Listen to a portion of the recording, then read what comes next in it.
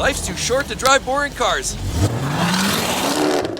Look at all these great vehicles. How do you know this one doesn't have engine problems? Or this one? Or maybe even this one? How do you know that we don't have vehicles with engines that burn oil like it's going out of style? Fact of the matter is you don't, unless you check out my videos. And the reality is I created a video recently with 5 of the worst oil burning engines. But the reality is there's more than just 5. I'm going to share with you 5 more poorly designed engines that consume so much oil that you wish you had all of your investments in oil stocks. Let's get into it now.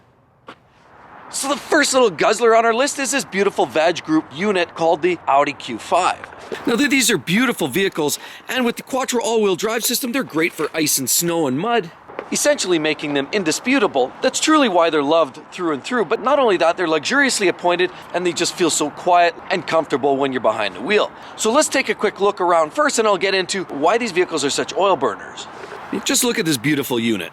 Love the headlights and the 4-ring. There's your Quattro. Love the little vents on the front. And some great wheels. Very basic mirror. After all, this one is a 2016. Basic little handles with keyless entry. And you've got a massive sunroof on top. And just look at the side of the profile of this. Actually looks fairly strong. And they build out from the Volkswagen group of vehicles. Make these even cuter. Of course, you've got the wonderful LED taillights. And it's the Q3 as mentioned. Here we have the TFSI Quattro all-wheel drive, and it's a beautiful looking vehicle all the way around. You've got the sharp overhang here, and again, expands out for lots of storage capacity in the back trunk. But what's the inside look like? Very luxurious, nice leather finishing throughout, and high quality brushed aluminum pieces. You also got these great aluminum roof racks to haul your junk to the dump, and you've got enough power, so this vehicle's sucking gas and hauling bass. But it's not so much the later models of the Q5 that are a problem, it's the earlier ones, and I would say specifically up to 2015. Have you ever heard of the E8 888 2.0 4-liter turbo engine? That's right, the earlier models have that. They are ruthless guzzlers, but on top of that, they've been known as well to leak fuel from flanges, and even more importantly, they've got the death rattle. In other words, when you hear that rattly noise, particularly on a cold start, and you get that right away, and even sometimes prolonged noises of rattling noise in the front end, often that means timing chain. If your timing chain is going, it's probably gonna go.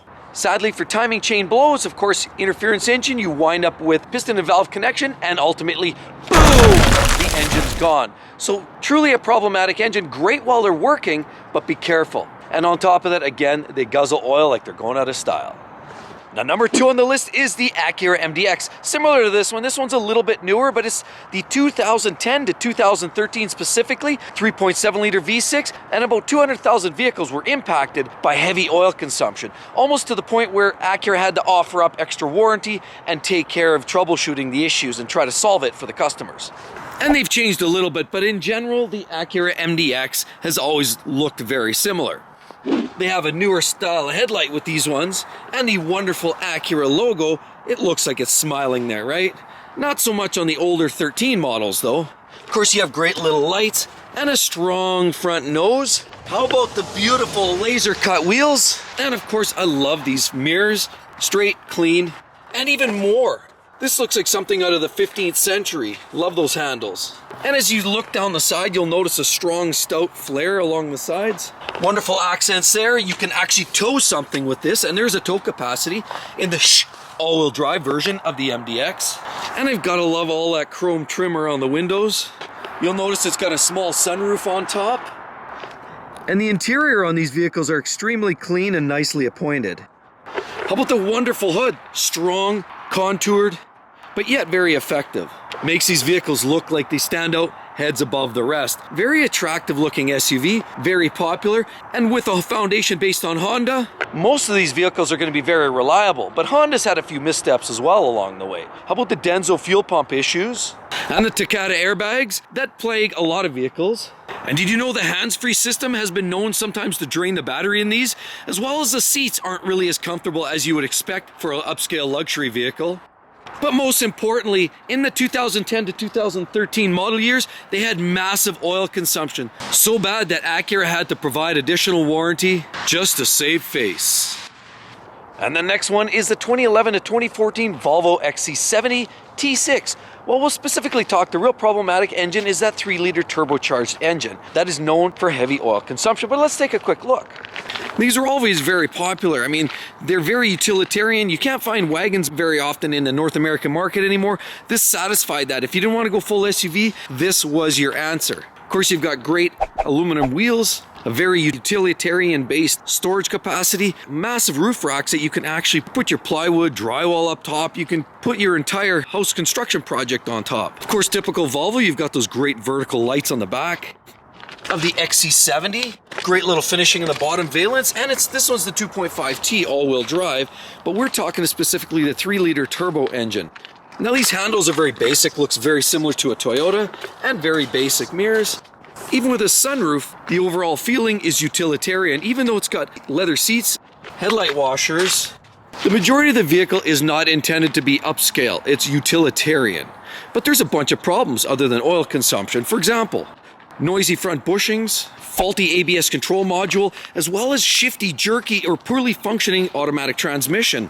All-wheel drive failures, as well as noisy engine mounts, make the vehicle feel older than it actually is way before its time. Before we talk about number 4, I have to mention, I just saw a fan on the roadside, stopped, rolled his window down, said, "Hey, I like what you do. Great, thanks. Definitely thanks for that. I do greatly appreciate it. Every time I run into a viewer or a fan, it really makes this all worthwhile. So thanks again for reaching out." Anyway, number 4 actually is the BMW S63 engine. So that's X5M, M6M, as well as M5 and M6 of the later generations. It's the 4.4-liter twin-turbo V8, similar to the N63, which is plagued full of problems, but this is the more sport-tuned version. Here we have the X5M, absolutely glorious, beautiful masterpiece here. BMW, definitely thumbs up for the driving experience, and the S63 underneath this hood certainly does deliver the goods.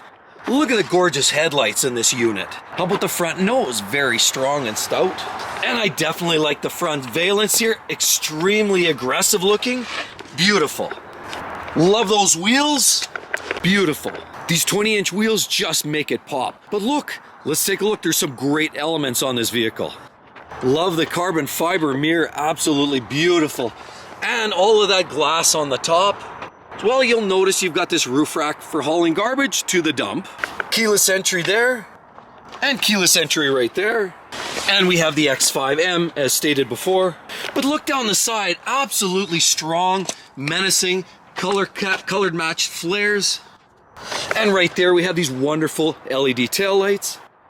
2 pipes and 2 more pipes. We have a quad exhaust system on there. And again, mentioned earlier, we have the X5M, meaning this thing is ready for performance driving. The interior is also equally as good, and with some of the M touches, certainly stands out much heads above the rest. So then what's the problem with this? Well, let's take it from the top. Now, keep in mind, not every engine sees these problems, but because it's an M vehicle, often they're driven hard and they tend to use oil. Some very expensive trouble points are the Vanos solenoids. Your Vanos essentially is your variable valve timing. When those fail, you can get sluggish acceleration, sloppy idle, poor performance in general. So Vanos solenoids are a commonly known issue. Spark plugs, ignition coils, pretty much a maintenance item, but they are expensive, and the labor to do them right is very pricey. And unfortunately, like a lot of M vehicles, rod bearings, which is the bottom connecting rod to crankshaft interface, sometimes is known to prematurely wear, requiring either an early rebuild or unfortunately a catastrophic failure nonetheless. I mean, let's face it, go back even to the S85 V10, that absolutely epic engine that BMW made a few years back in the M5 and M6, that had rod bearing problems. Unfortunately, the same sort of issues rises up to the S63, not quite as prevalent, but still an issue. And of course, oil consumption. Heavy oil consumption is part of the issue too, and some of that because of the hot V. Now here you have the hot V because it's a 4.4-liter V8 engine, turbos tucked between, and similar to the S63, you'll wind up with too much heat boiling around in the heads, causing excess oil consumption, due essentially to prematurely wearing valve guides and valve guide seals. So a BMW with the S63 engine is true to its mantra: if you want to play, you gotta pay. And another car that gracefully sucks oil with the best of them, and it's the Audi A4 with the 2-liter turbo 4-cylinder engine, particularly from 2010 up to about 2018. They're getting slightly better, but look out for that engine. Here we are. Here we have an Audi A4 all-road, very pretty car. Look at the great LED headlights, You got your classic Audi profile, sort of rounded because it's an A series. If you got the S model, you typically got more of a jut out in the front. Great wheels. And I love that mirror as well, with the great little LED light, and you've got chrome accents throughout. How about the luggage rack to hold all that junk? And you've got lots of sunlight in because of that sunroof. How about all the plastic cladding here? Protects the body from rocks, and you even get some extra accents here with this brushed aluminum and wonderful little fog lights on this 4-ring with the Quattro. Beautiful cars in general. And the interiors on these Audis are typically some of the best in the business. But what does the back look like on the all-road? Here we have the A4, and it's the all-road Quattro. You'll notice 1 and 2 chrome exhaust tips on there. But these vehicles play a lot more like an SUV, meaning that they're very, very practical, and it's that Quattro all-wheel drive system that keeps you stuck to the road like glue. When the road gets rough and you get ice and snow on the ground, this is the car that you want. Well, maybe not this specific one, because this 4-cylinder engine is a problem. Some of the older models don't just have oil consumption issues, there's other big-time problems. For example, oxygen sensor problems, electrics galore, check engine lights for everything, water pumps, thermostats leaking. You can get vacuum leaks that cause all kinds of problems, specifically check engine lights. How about the output shaft seal from the transmission, also a potential leaker? I mean, overall, they're wonderful cars when they're on warranty. But if you think you're gonna be a rock star and buy one that's, say, 8 or 9 years old and not think you're gonna have some problems, think again. High oil consumption and all those problems. That's only scratching the surface. There's all kinds of other problems with the direct injected engines as well. You potentially have carbon fouling problems, all kinds of troubles. And sadly, it's that 2-liter 4-cylinder engine that Audi and Volkswagen both shared, and they put them in lots of different models. Unfortunately, you're gonna see that problem exist through a lot of different models, not just the A4. Now, with all of that said, be sure to check that video. That's the other 5 with oil burning engines. Hope to see you real soon. Catch you then. Bye-bye.